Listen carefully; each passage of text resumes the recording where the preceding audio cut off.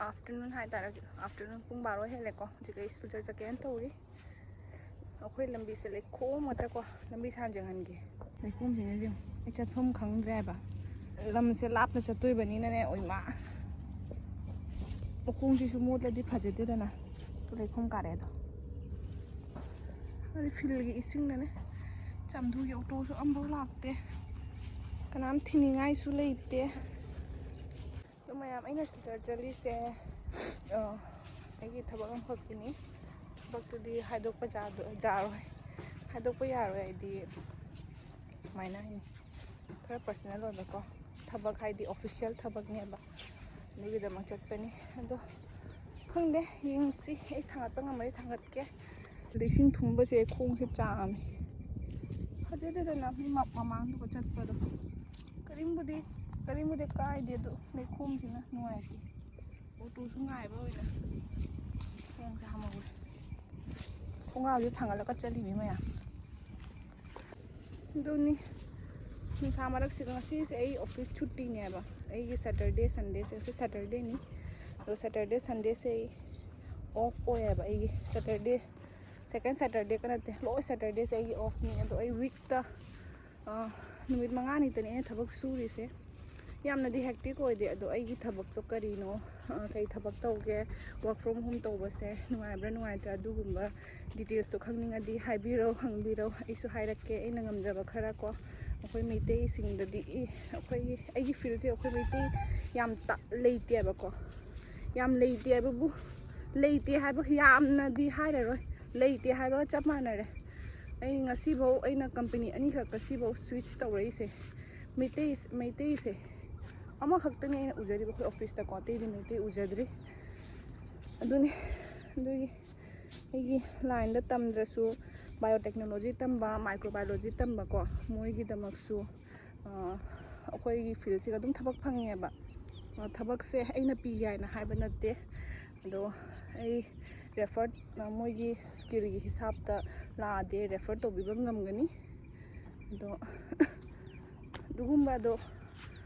नोय दुगुम्बा details तो पामदी हाइबिरो आई दुम हाइबिरके अदु लोरगा अइना तमग्रिदो फार्मेसी ने बको मया दो फार्मेसी तंबा मयाम की ततेसु आई हेल्थ तो भी ngमगनी माइक्रोबायोलॉजी बायोटेक्नोलॉजी तंबा कांगु गिसु थबक की मतंग दे हेल्प तब ngमनी लेकिन कैरियर गाइडेंस ते दुजाम पीबा ngमयबा को career guidance in the sense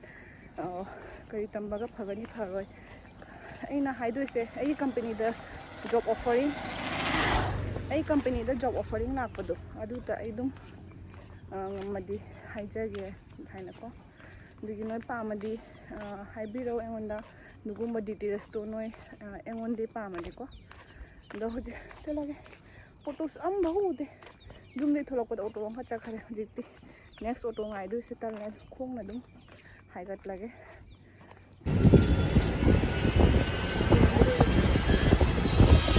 जुमदे थबक याम कन्ना सुरी बनिना पपा सु समाना शॉर्ट्स अंका मथौ ताय को तो लेले पछी नकरा वाक थारे कि थबक सुबद सु मोतना बे मचु को कनम से डार्क ग्रीन से लो बु या पपा ये शॉर्ट्स स्पाइसी नूडल्स की चैलेंज वीडियो से तौगेन तौब अदो सिसे चूज तौगेन तौबनी घोस पेपर खन चीज ताउबनी को अदो करम चूज तौसिनो खंगद्रे न सिना जोलो चिप्स नि तो लेरगा जुम हल्ले अदो नेक्स्ट नुमिता कांग निना अदो ये कांग खोय कांग चिंगनी खोय खुंदा अदो ये खरा फ्रूट्स खरा पुचले कई हाई ना चली नै खंगद्रे को मे अदो सि वीडियो द फजना हाई न लेरमे अदो दुम मखा ताना यंगमिनसी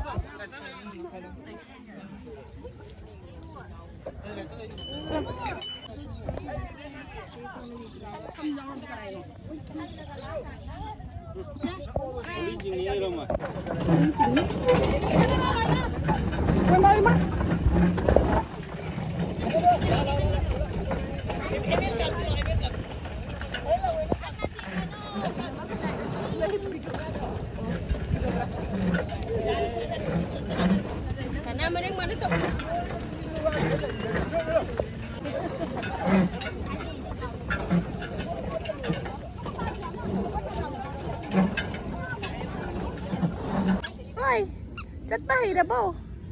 con hi lá có thu cấp tới mình tàu cho mấy cái kỳ tầm mấy tàu ra thì tôi không đang nó lại làm mình cái lu ti tàu itu oi mama ka jakare pucha kara ele gade pai di dadra mama le anda da mata boy na ni mama lại dade ako'y punsi gini ati dia eh dia kenapa hai gini landscape yang phajaba so so dia dia undu asi ki sai asi kan mi sing jam lai du ni regi asi ki view thangala ni moi swai ki view se koi khungi landscape yang phajaba mana game na kapiro ai view yang phaji mani nangi phani ting kya pada share ke nang pada na mang di अदो video से सिगदुम लो संजरगे thank you for watching everyone next video सु यंग view challenge video ओइदुई मी नुंगाइदुई मी